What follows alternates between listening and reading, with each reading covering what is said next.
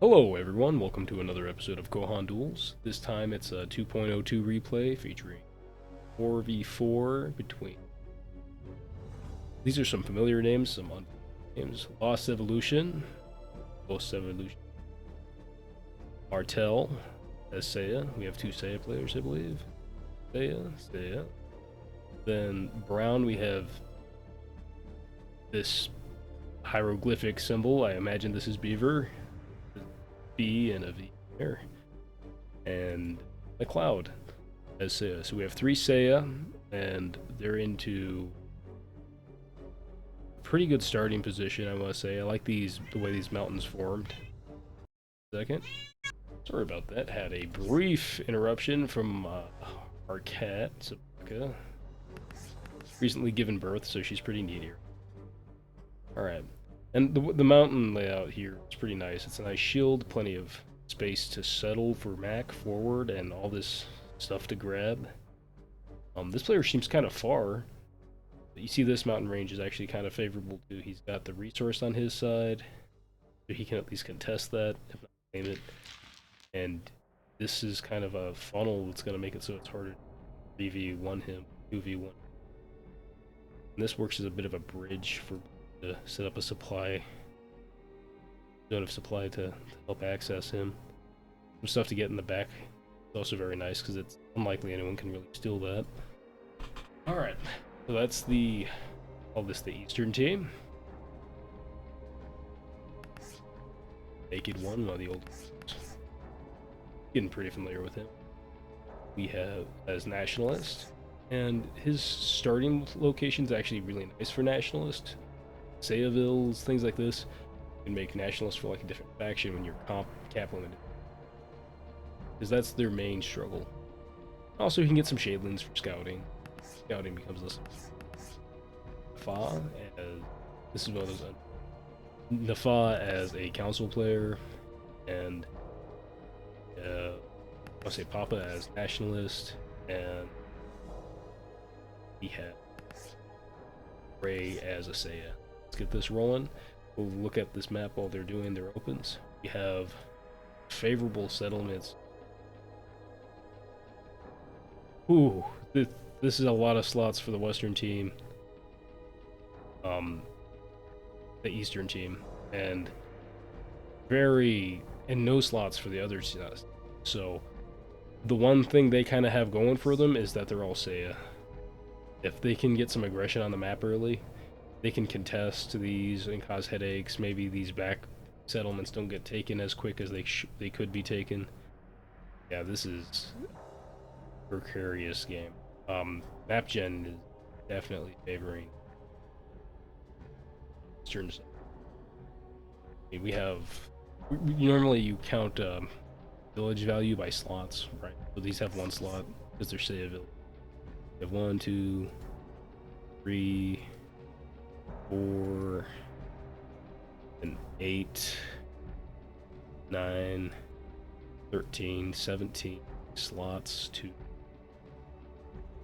They do have some nice mines, some resources they can use, and some layers to take. Sometimes that can be enough to pull things out, depending on how rapidly and freely they grab all of these settlements. Monument here. So this is just something at 2.02. It's like a capture the flag monument. You can't destroy it, but hitting it will get a little hit points. Then it flips to your side, and while it's on your side, you're generating this gold and provide a tiny amount. It's nice to settle on them for the extra gold, but if it's in a contested area, you kind of just leave it as. If there's a way to make these only spawn in between the two factions, that would be really.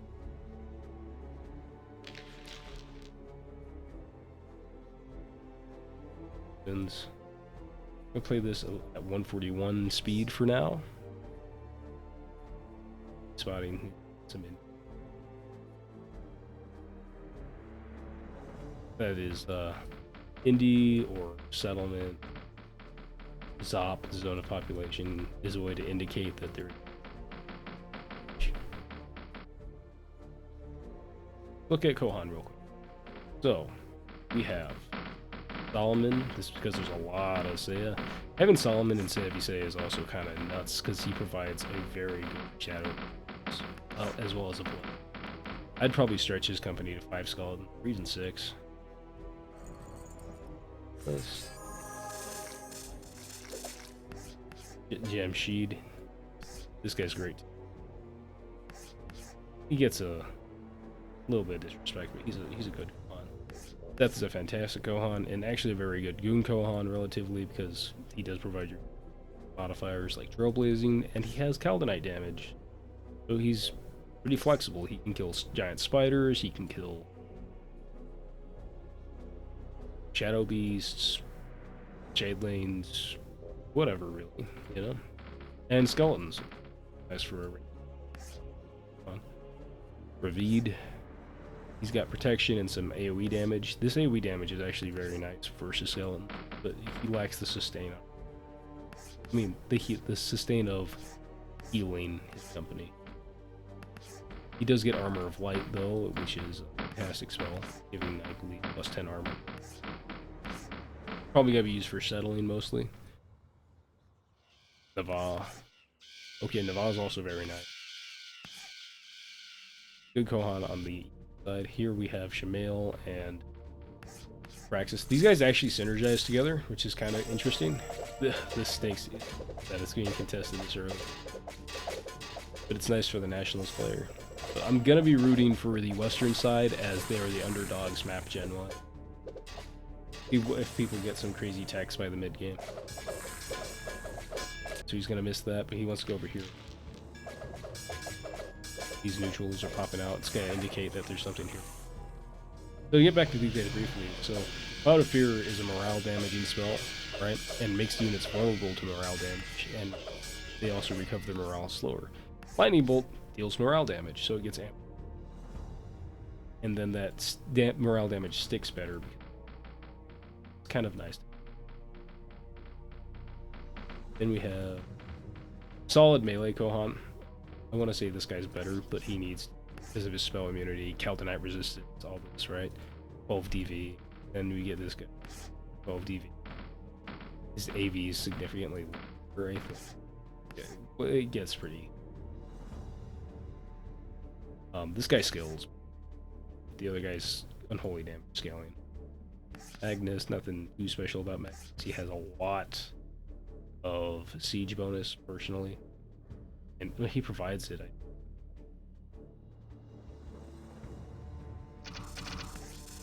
Nice modifiers for your horse, and also he can engage in melee stuff like kind of swing it.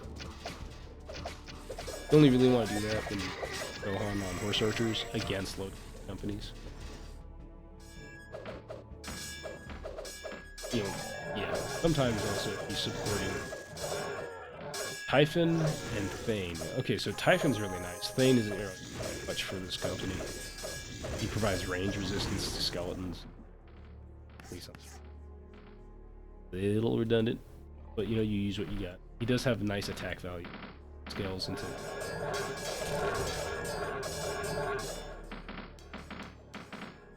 Vargas is also not bad, especially in someone like Max Hand who's gonna micro him.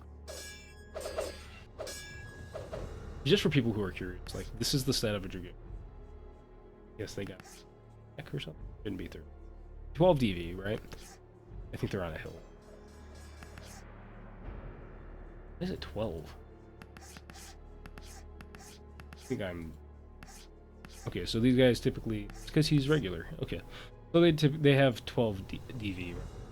And you look at this guy's stat. This guy's obviously gonna jack up. So as long as he's not getting hit by...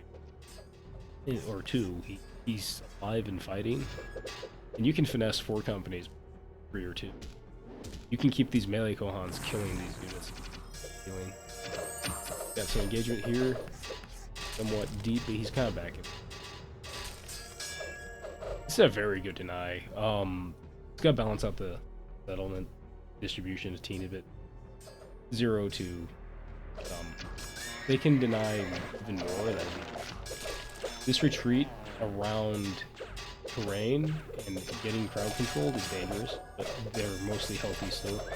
Typically, this Kohan dies so much. I don't know why. He has perfectly adequate stats. 500 health isn't horrible. He has similar HP to Magnus and Immortal. We have all the factions swarming in here fighting over this. This is in the center of these four. A little bit surprising. And he got a back raid and even pressure then on us. Oh, he kills a Kohan and takes a settlement. Okay, wow. That's an incredible play while denying 5 slots, 6 slots, and also a component that was probably sold or not sold. We have black coming over here. They're getting their names. They're pressuring north, and all that's protecting this is an outpost and some dragoons. The fact that they're building all these settlers while under this much pressure is probably a misplay. Especially when you have so many settlements to claim. You could just put out footmen even and secure your side. This is something the team and their side would have to read early on. Definitely don't want to retreat that guy. Okay, we have Seth Goons putting in arrows. You see, as long as he has morale, he can stick around and shoot for a bit. Black's creating pressure on him. If he can take out these regular goons, big value. A long company of engineers. As you see, they're 8 DB. It doesn't matter if they have so much health, you know, they get shredded. Yeah, spreading courage across the engineers is the best. Nice for managing it. Something like blessing or protection. This is fantastic pressure. If these guys let up here even for a second, they can swing up here and scuttle that. We'll raise it, I guess. Plenty of units streaming in from the western side. They've managed their economies very well. Alright, let's take a second. I'm gonna take a second and just read the technologies. We have Unholy Blades. This might explain why there's such a discrepancy in power here. Unholy Blades applying to these skeletons. It's gonna make them hit quite hard. Oh, really? Oh, no. Actually, let me check. Purple. He has Unholy Blades and all these guys have 1 more DV. And they do have a Warlock late game if they don't, that doesn't get stolen. It gives them a solid win con. It is expensive on mana, but I see Caldonite Spire and some mana fields on their side. They're getting the damage done that they needed. That's awesome. Sorry, my throat's a little bit, like, a little rough right now. I'm getting over a head cold.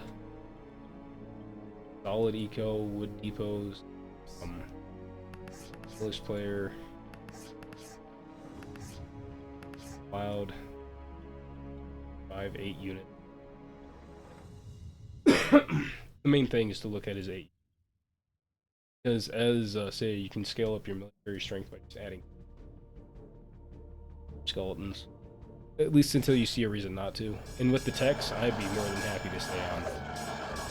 Unholy Attack, +1 DV skeletons. They're Unholy Resistant, they're Caldonite Resistance for crying out loud. That's because they're on this guy's health mate. Yeah, not a bad place. Also, one thing about Holy Armor is it applies to your Kohan too. And I think it makes them... It makes them unholy. No, they are Holy Resistant, yep. So, that's kind of nice. Means hard counters are a little softer. This is a nice blob. We have some good Kohan in the mix. Melchior is fantastic in the Say of Say. And Poison Cloud's great at bringing down some of the numbers. That's bringing those numbers down even a little bit can be a big difference.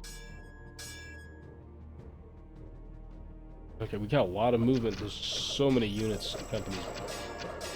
Nice contention here in the mid-north. And these guys are going down here to commit to some war crimes on Say. You pressure me, I will keep me in check. This player's hurrying his butt over there. This became a bit of a kerfuffle, and this side's decided to worth counterattack. He's still in the position of this, so that's not right here. there's very little to stop this. They're gonna be pressing into position. The nice thing is he's got scouts, right? And if you have scouts, you're not really afraid of skeleton. That sounds like a weird statement. But something like horse archers feels like it has a lot. And a lot of the times I think a way to counter Seiya with all these companies and such is actually just to make some teched out super scouts, then put enough scouts in front of them, you know, etc., or march like footmen somewhere you wouldn't expect them to be, because pressure on Seiya bases is the thing that stops Seiyas from attacking. Their lack of mobility kind of necessitates that they have something to act with. Shamail over here, man fighting some skeletons. This looks like a potential loss of Shamail. He's pretty surrounded. Bit of a shame. Oh, nice. That's fortunate. Very fortunate. Nice to see pathing working out some.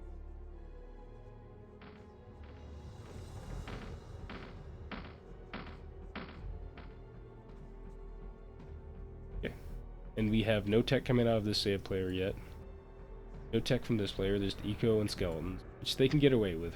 You're riding off that technology lead. When I say tech out of them, I'm referring to carpentry guilds, libraries, and forges, kind of stuff.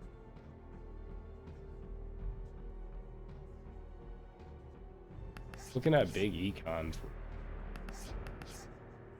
they really do want to for a settlement trade here and there. They bought a Ville, it looks like.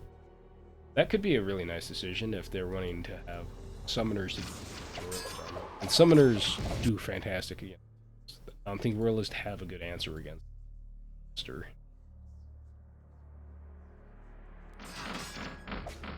Besides flanking out and out maneuvering. This royalist player, large econ, he seems to be moving towards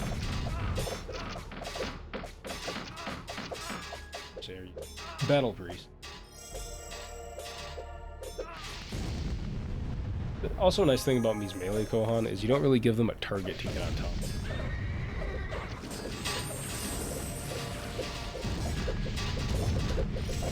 A bunch of scouts surround this guy. He's mildly annoyed at that. We have the not often used berserkers with cleric. I like this company. It's actually kind of cool. The morale from this is kind of like whatever, right? Because they have great morale sustain as a company, but the blessing goes a pretty long way. My favorite thing would be if they had some kind of cool melee Kohan or something else to throw on here to benefit from blessing and have them inside these, or something you can stack like protection blessing. Good maneuvering, black, pressed, using not losing your zombies. Keeping everything you can alive as Seiya is kind of... If you have these throwaway units, you think of them as chaff, but it's gonna hurt your economy if you start doing... You start treating them like you don't need them.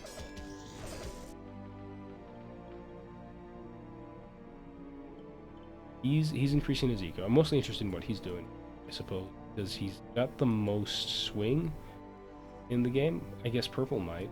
Oh my goodness. Ass paladins. You know what's surprising is I think these skeletons are okay. One, because there's lots of Kohan in their mix. Also, apparently, some in their midst. And because paladins, their holy attack is going to be taken down by holy resistance. Which is kind of funny. It's not going to be as impactful as... And we have battle priests coming out from Brown. They create a lot of pressure. But, you know, he's shown living units, and that's gonna kind of make everyone falter. And these guys do get holy attack from that cleric, and that's gonna be rounded up quite a bit because of the weaknesses in holy. I think this will hold, and this is gonna sound funny, but it's just because they have this enlightened archer who's gonna keep shooting, and it's more than enough militia with ranged attacks, etc., to create fantastic pressure here. Could be wrong. Yeah, maybe a little bit back. You can see they're shredding these guys. Dunes up there. Yeah, he's holding to that. Good pressure. Blue pushing forward, then going back. Lots of skeleton. Holy slow. The nationalist player just leaning into the skeleton. There's nothing too unique here. Essentially, you have weaker skeletons or chillins. Nafa is good pressure. This held alright because of militia repops, and you know, this guy has a nice ability. He does often. Got an advantage on morale checks. Okay, this is developing to a very nice game. This large blob of paladins did not cut in this guy's economy much. Purple may be managing his resources better.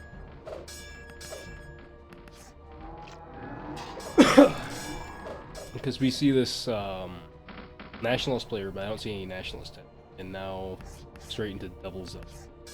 That will shred skeletons. Just as long as the fight keeps going, kind of want a long fight where you just repaint them with powder.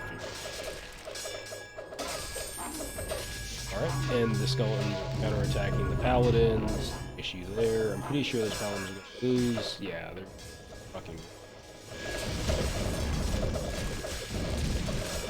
Summoners. Double summoners out of black. This is a good investment. It took a while to develop because he got it so late and they were across the map.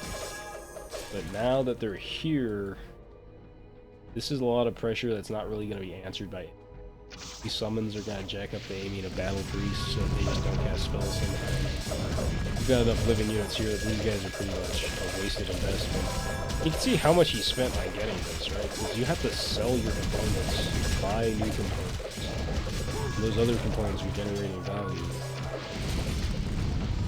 That temple doesn't. He's even sold the temple to get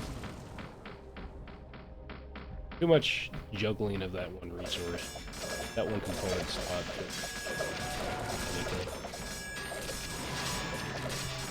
You're better off just settling that move. And leaving advanced unless you're Texas. That means your battle priest didn't work out. Or he really bad. If there's...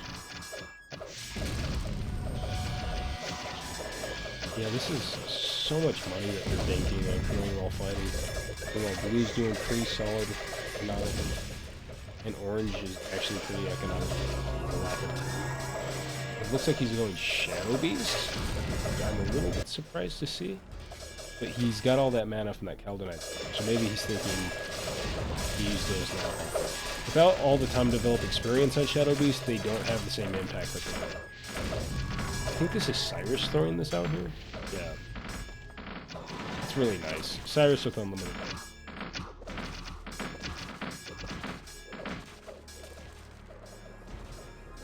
These are threats that purple can kind of split these guys up later. Once he gets... Or he can use his dragoons. This is good. He can swing this around and pull this here and there. You can take that out, no. Things like that. He should probably be hitting this. There you go. Summoners dancing, doing the thing back to and fro. Awakened among cop. Enlightened step. Daria enlightened. That's very nice. Kohan super. That's a friend. Enlightened Azura, so she actually gets some absurd mana regeneration to support things like Fire Blast. So she's one of the best blasting Kohan in the game, actually.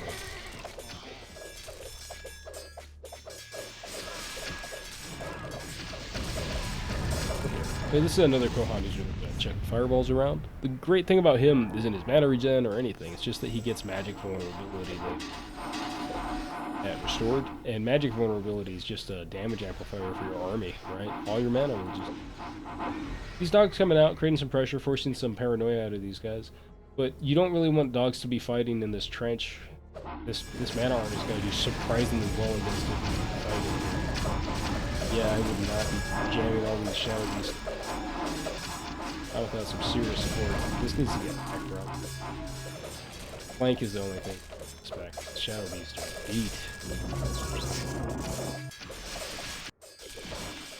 We're developing here. 150 econ.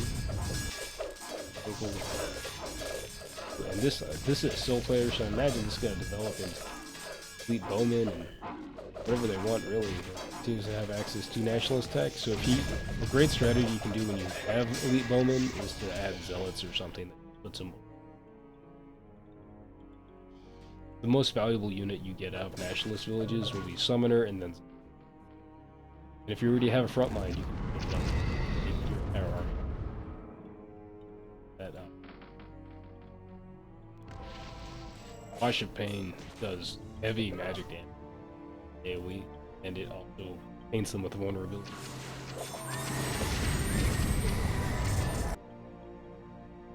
This is Max using a lot. He has 15. A lot of Han skull. So the Dreadlords I kind of. Dreadlords on Marok actually have a lot of value because his purple damage and that flat attack bonus. On Typhon, it's even more absurd, but Typhon might, if he's still alive, he might be on a rank company. I might switch Typhon. You know, put Typhon with the Dreadlords and get that damage amp to his level. This was fun to build, I bet, and it wasn't that expensive. Boy, is it not doing anything. So this is kind of why you don't want to go mass Shadow Beast in the middle of the game. Oh, losing a Enlightened at least. Kohan right there. And this blob is perfectly healthy. His skeleton's falling out. I wouldn't be happy with this position.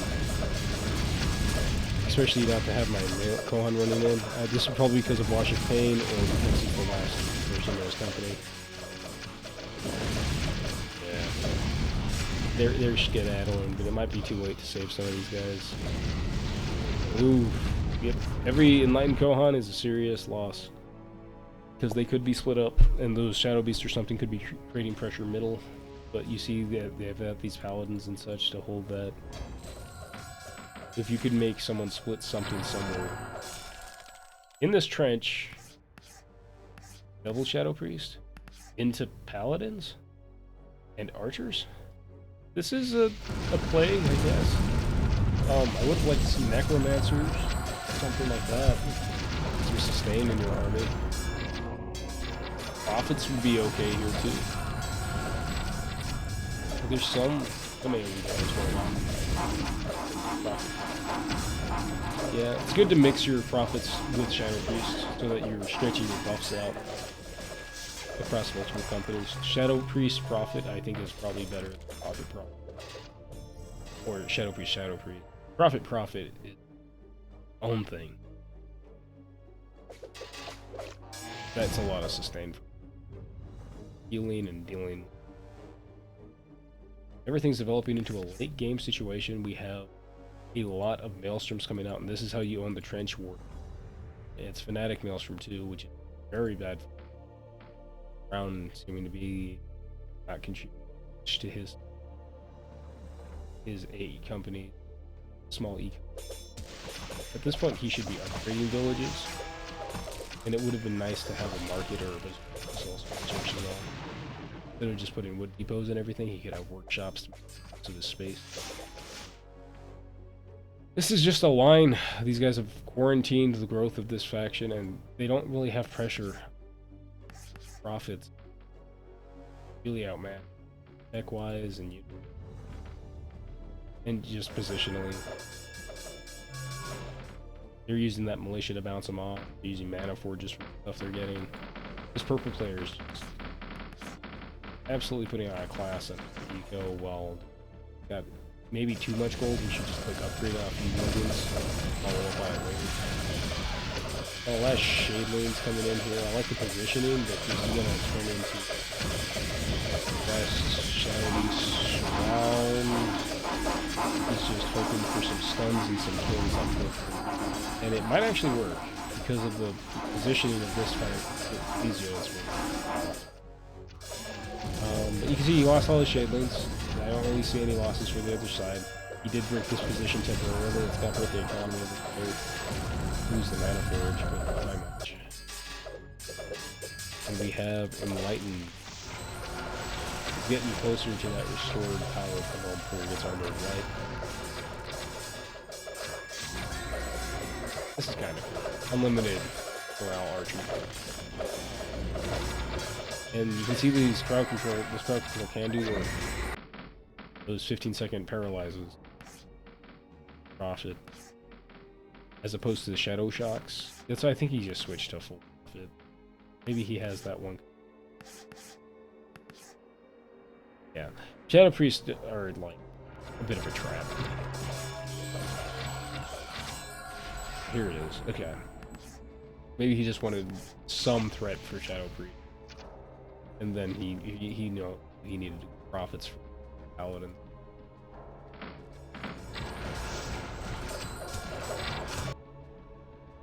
But the fact that they just are happy to sit here is really this guy in. It is a winning position, so it's not a bad thing to do necessarily. There's been a lot of fighting up here. I probably should have mentioned this. The Dreadlords went in full swing. Solace, we have Melchior from black. Lots of pressure from brown and red. We're kind of gutting this player. He's selling a lot of their components. This is probably where real stuff is happening, and I had my head in the south. Let's try and catch up and make up for that at least. He's swinging his counter-attack here. Getting lots of value on Seth. Enlightened Azura doing plenty of work. And Dario with it. Losing these slots is huge. At this point, he may have held out long enough, as Purple could be approaching Elite Bowman. He's got this teched out army of Maelstrom. Lots of pressure, lots of damage. He needs to get out here clean, and this is a raid, I want to say. Back this stuff alive. He's actually up to a solid economy behind all of that. And you could honestly just upgrade things. I was gonna say blast furnaces and selling the iron at depots or something. You're not that hard up.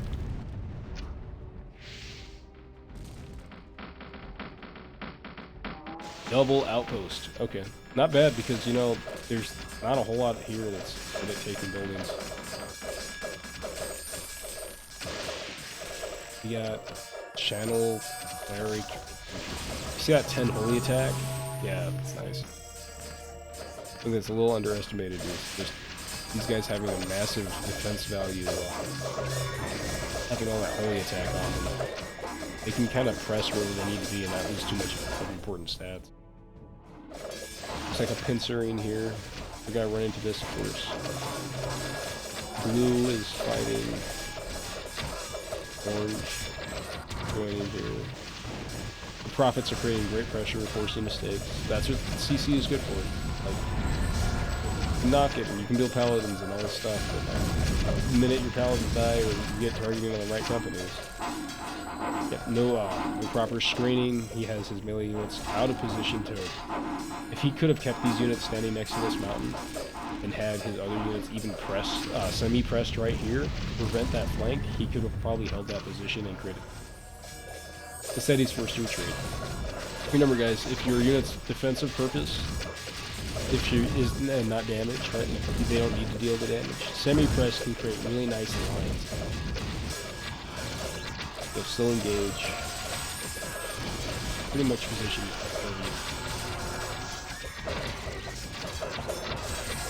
This is actually surprising.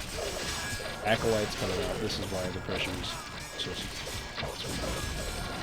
and he's managing his economy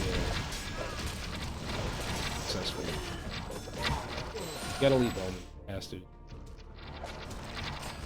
I'm missing them. He's about ready. I got 15 mana. Pressure here. Using shreds kind of sucks. He wasn't doing it in that company. Here's the EVs. And we have Amber Yasin. She scales pretty good.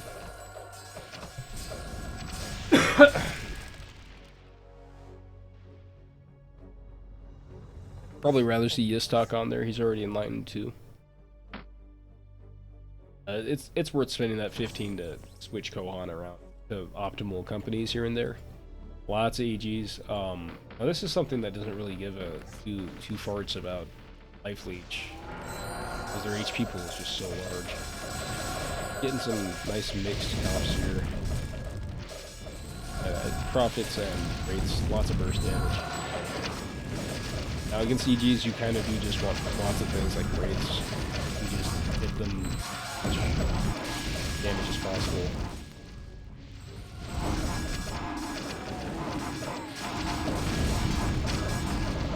Yeah, I like this armor composition. He's in a winning position, wise. Both of these players, actually. A lot of pressure coming out from them. And at one point, you're having a hard time finding targets for these companies. It's borderline tempting just to disband them. And what are they really doing? There's not that much SEA units. And when they are fighting, the SEA units are mixed. So half the time, the Battle Priest can't target when there's a living unit within the AoE of their spell. And when you're sitting at -7 mana, I mean, fix your economy.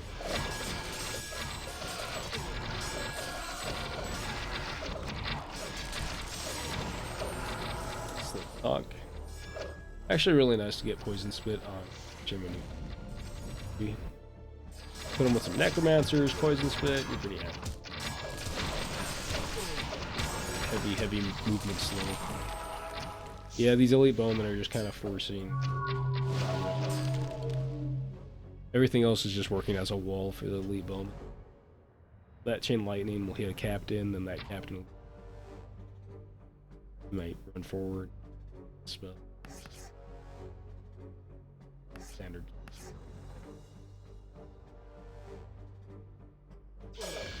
Get a solid line holding. This is ultimately looking pretty sour for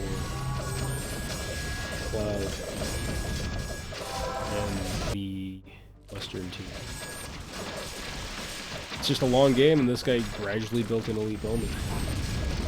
That's why they were so happy sitting.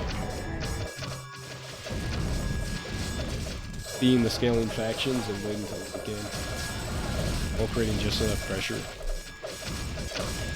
You do have answers to this, as say. It's just hard. You want acolytes, you want... He's got some, that's why they're kind of holding. But there's certain companies. A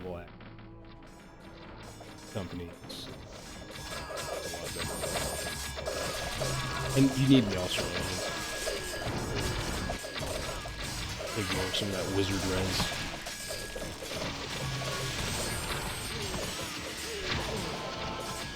See, in this forest, they're actually doing okay, because a lot of that damage coming to these guys to the 40. That's fair. And now, this is the thing about Elite Bowman, is it frees up your other resources to go split, because you don't need to protect the Elite Bowman with more than half of you. And now he's just piling on channel oracles, riding up front line and protect that archer. Set.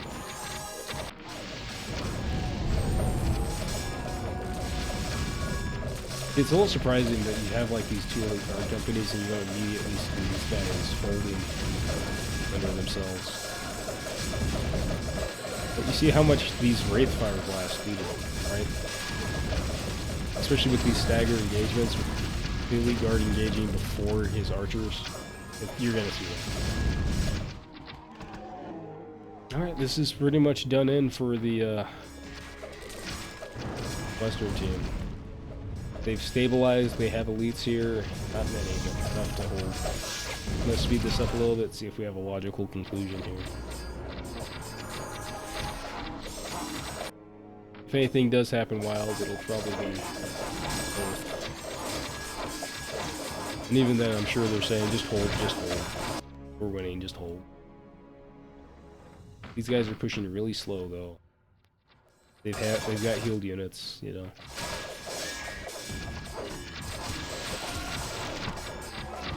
You see how well these companies are. Well, it's not all doom and gloom as soon as elite bowmen show up. You have answers, they can get crowds you for. but it's just the economies. This player's economy is not increasing the player's economy. So it's going to be hard for him to do anything.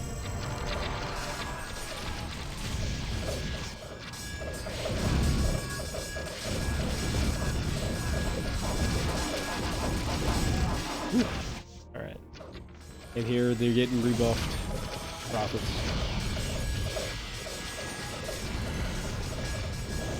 And double acolyte. This is good against all elite companies pretty much, as you reduce the size damage. Albinite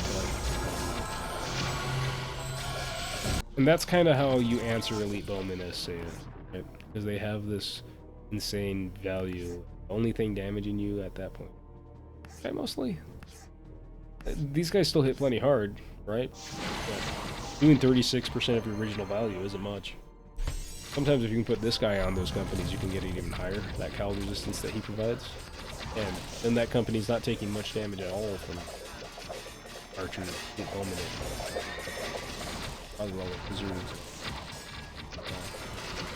If you can get some crowd control on these guys, lethargy, vulnerability is slow, they deal a lot less damage. Or if they're still like this, they deal no damage. You've got counterplay. Elite bowmen aren't the end-all be-all, they're just the easiest tool to use. Because to counter them, you need complex target mechanics and positioning. I do think this is going to work.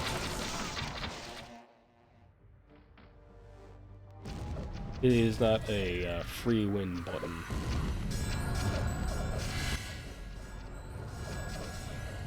Very out of position. Well, I guess they're just swinging around. What happened?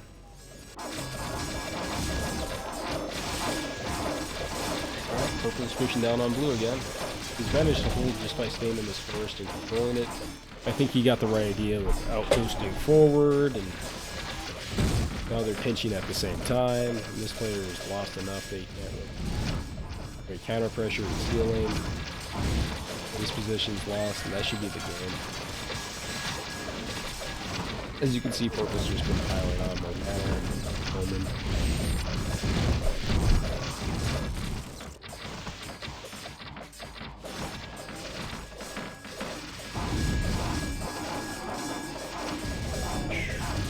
Certain companies got putting some nails in the coffin. He's getting some crowd control so they don't keep fighting back and forth. You guys are creating good pressure. Brown kind of.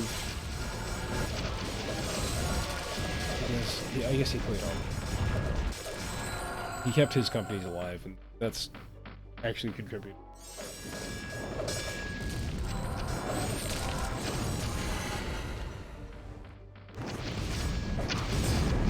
Declared battleproof.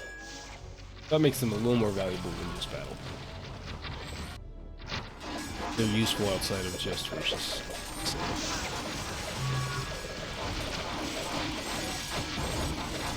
Yeah, there's macabres in here, right? They have the mix. You see how slow this company is? If you can get lethargy, miasma, slow, vulnerable on a company, it's great. See, like, this is also something where, you see, if he could push his units past the front line and just hit supports, he'd be a lot happier than trying to fight all those elite guards.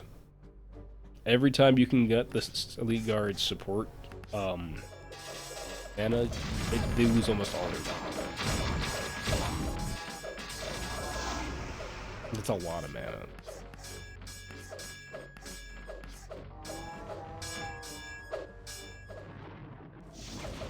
And also, suddenly these all become vulnerable to crowd control, which can just instantly kill them. They already have miasma and acolytes. If you can just kill that and build it, keep up that company. Not that it's easy to do, just something to aim for. See Purple spreading his elite bowmen across the map. Forcing, I mean, he's getting so many losses, so much damage. And he's fighting in multiple places and stabilizing the north. That player is kind of pushing the game to its conclusion. Get up to 400% there. There it goes. Concede. I like the army variety of this game. Alright guys. See, Macleod played very good economically. And Nafa too, he managed his eco just as much as he needed to, and he created pressure consistently leaning on his side to force them to engage with him. Made enough companies to do that, but he never overinvested in one timing. His economy kept scaling, and at one point he was just standing in the middle of the map and saying, hey, if you guys don't stop me from doing this, I'm gonna keep growing and I'm gonna get my elite bowmen. No one had an answer to that.